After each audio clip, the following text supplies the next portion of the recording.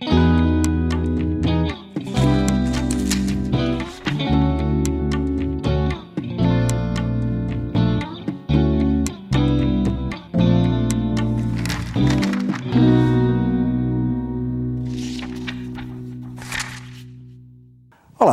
a crônica é ainda um gênero sem definições precisas. Às vezes resvala no ensaio, às vezes na mera narrativa. Hoje a gente conversa sobre crônicas com Lucia Afonso, que começou a escrever na maturidade e busca expressar seus sentimentos e suas vivências a partir de uma linguagem lírica e cotidiana. Na dica de leituras, a poesia viva e forte de Carlos Nejá, na análise dos livros Fúria Azul e Um Homem do Pampa. O Leituras começa agora, conversando com Lucia Afonso. Lucia, você está lançando A Senhora dos Gatos, né? Que é um livro de crônicas, basicamente crônicas, né? Quer dizer, como é que começa esse seu interesse pela crônica, como é que começa esse seu envolvimento com a crônica? Bom, eu sempre escrevi o mesmo tipo de texto, desde adolescente, na escola, mas eu só descobri que era crônica quando eu comecei a participar das oficinas de literatura do núcleo da Câmara. Eu não sabia que eram crônicas. E é o que eu faço de melhor. Eu já tentei escrever poemas, não saiu grande coisa. Contos também eu tenho dificuldade por serem peças maiores, de ficção. Então a minha área é a crônica. Mas eu demorei para descobrir que era cronista. Foi graças ao professor Marco Antunes que eu descobri essa vocação. Como é que são essas oficinas literárias que você fala que ele faz? Ele tem um núcleo de estudos literários na Câmara, né? E como é que é feita essas oficinas? Bom, o núcleo de literatura tem várias oficinas, além do ciclo de leitura, que estuda uma obra em particular, de um autor ou de um país. E ao final do ciclo é feito um sarau com a participação dos membros, em que é mostrada essa obra desse autor ou desse país. E nas oficinas a gente lê muito e produz também, escreve. Então você escreve e mostra o seu texto para os colegas e para o professor. E eles comentam, eles dão opiniões. E isso vai enriquecendo a escrita da gente. Foi assim que eu voltei a escrever. Esse é o seu terceiro livro, né? É. Quer dizer, os outros dois também são de crônicas, né? São. Quer dizer, quais são, assim, os diferenciais entre esses livros? Olha, o primeiro se chama Velhota Eu. É um livro mais bem-humorado, tem mais humor, mas também é mais, um pouco, como é o primeiro, é imaturo, eu considero. Já no segundo, Guardião da Manhã, já tem um trabalho mais elaborado de linguagem, de construção, e os temas passam a ser mais poéticos, menos humor. E esse terceiro é praticamente totalmente poético, com uma inclinação para o que a Cida Sepúlveda chama de surrealismo poético. Como é esse surrealismo poético? Por exemplo, uma árvore que fala com uma mulher, um gato que cuida de alguém, vice-versa.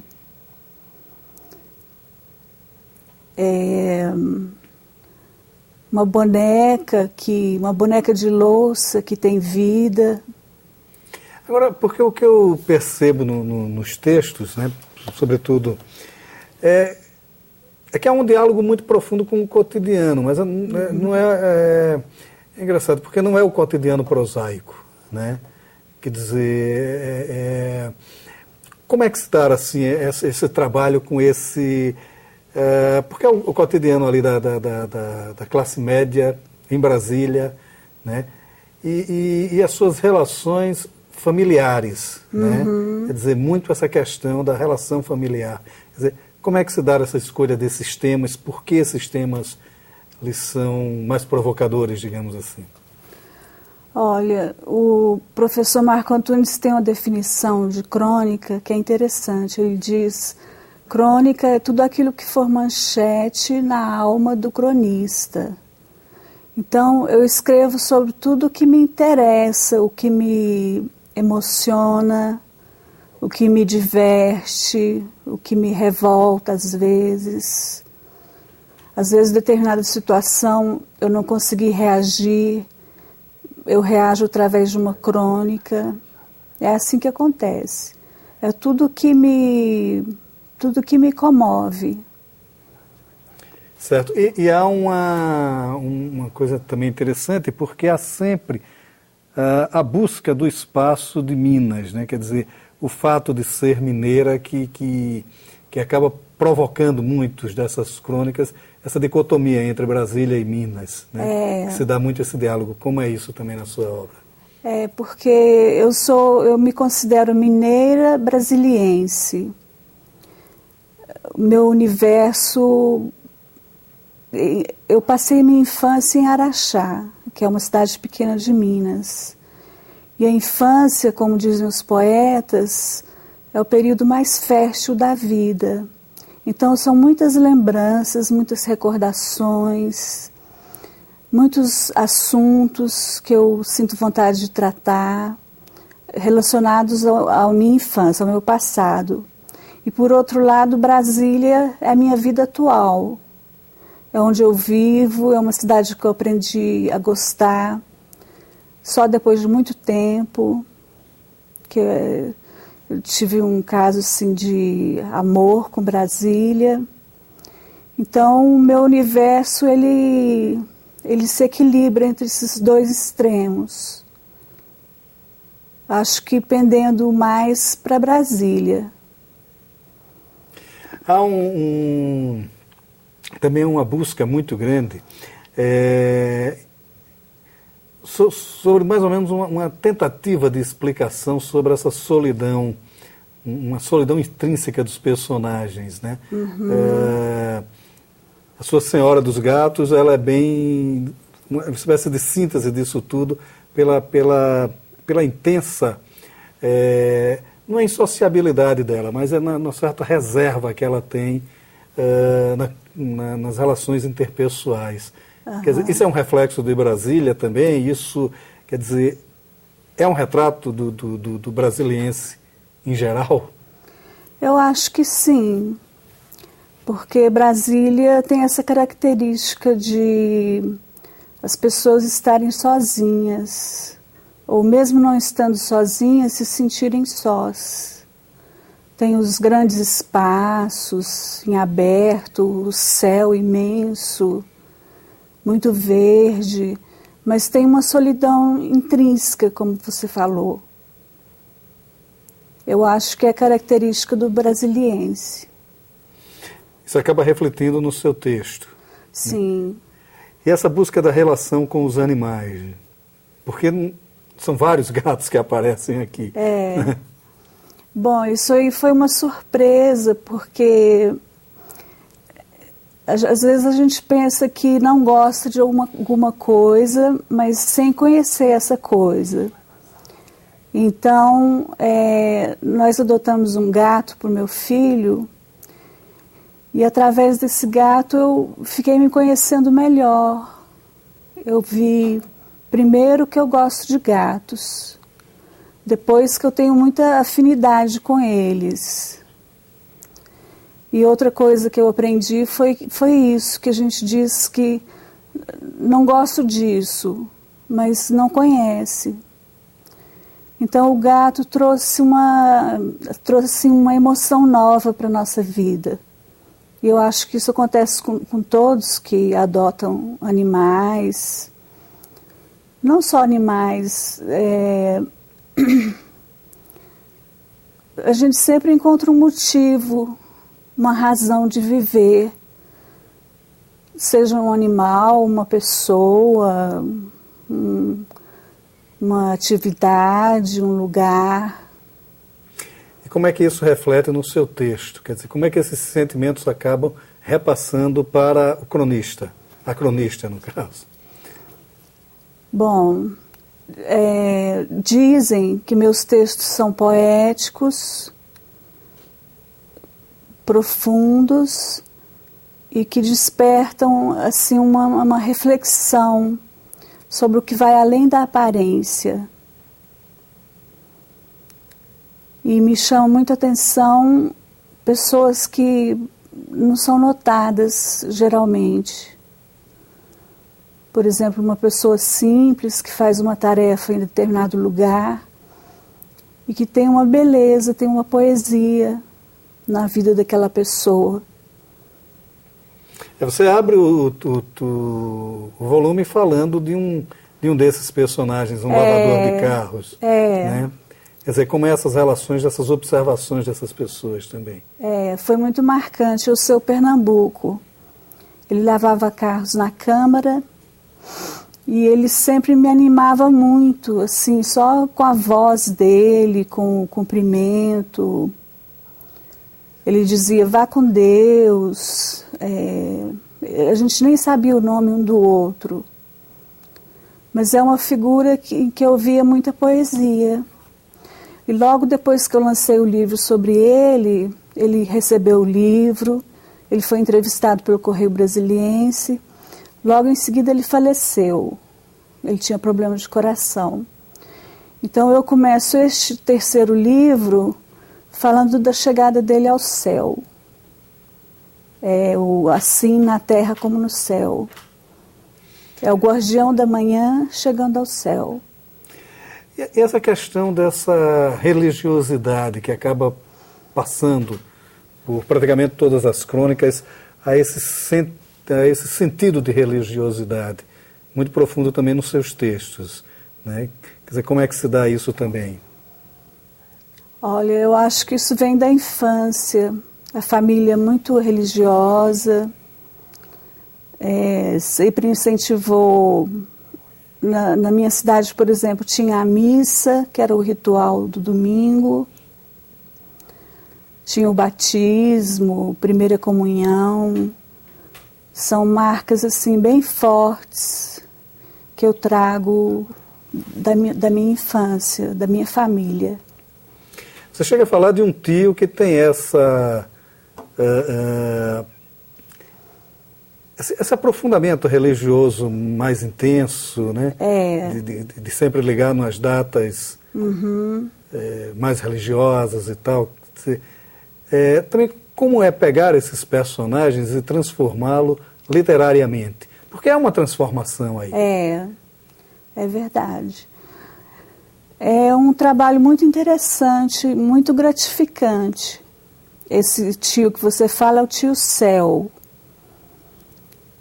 Então, ele é aparentemente uma pessoa comum, humilde, um trabalhador, mas que tem uma espiritualidade assim, muito desenvolvida e que foi muito importante na minha vida em vários momentos. Aí nessa crônica eu procurei retratar isso. E ao mesmo tempo, o bom humor dele, que ele gosta muito de fazer brincadeiras, piadas. Então essa transformação para mim é muito gratificante.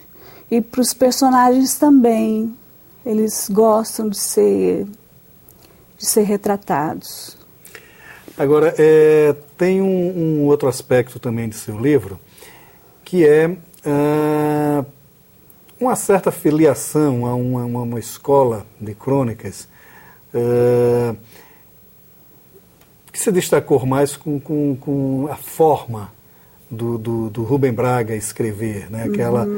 Aquela de poetizar realmente o cotidiano, de falar de coisas banais com certa poesia, com certa mágica até. Mas que é uma grande armadilha também, né? Porque não é um texto fácil de ser construído isso. Quer dizer, como é que você trabalha seu texto, como é esse trabalho mesmo de confecção dos seus textos?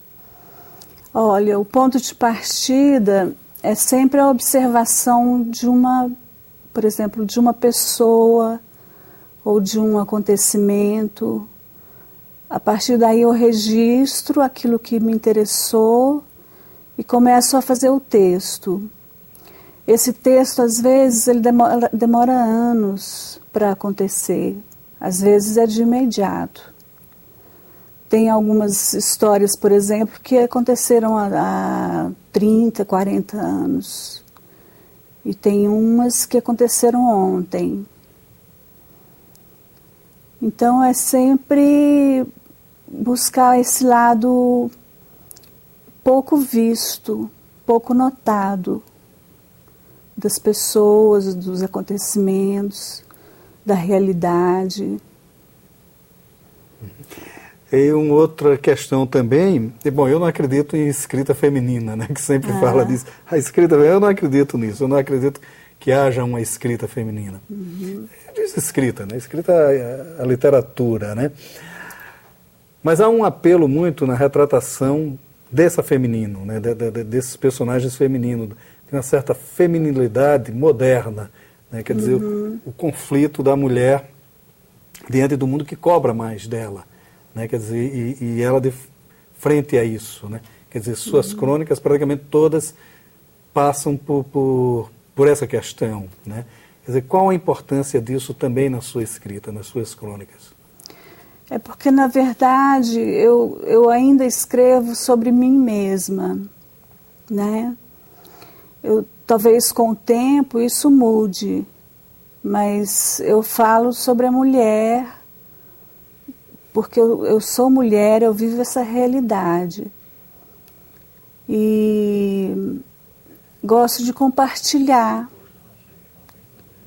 meus sentimentos, minhas impressões sobre essa questão do feminino. E é mais difícil escrever sobre isso? Qual o diferencial de falar sobre isso, sobre essas questões mais íntimas até da mulher? Não, eu não acho mais difícil. Para mim não é. Para mim vem assim naturalmente. Às vezes depois de alguma reflexão, não é assim instantâneo. Às vezes demora anos até eu concretizar um texto, uma história. Mas eu não acho difícil falar sobre isso. Você fala que seus textos demoram anos para serem escritos. Como é isso? Você, quer dizer, escreve uma primeira versão, guarda? Como é a carpintaria mesmo desse? Não, eu guardo na memória. Isso que eu quis dizer, por exemplo, vamos dizer, eu tinha 10 anos de idade e aconteceu alguma coisa que me marcou. Então agora, depois de 40 anos, é que eu estou escrevendo sobre isso, que eu processei, eu fermentei, eu entendi, procurei entender. É nesse sentido que demora anos. Fica na memória afetiva. Não tem o texto ali no papel, não. Você só escreve depois de maturá-lo.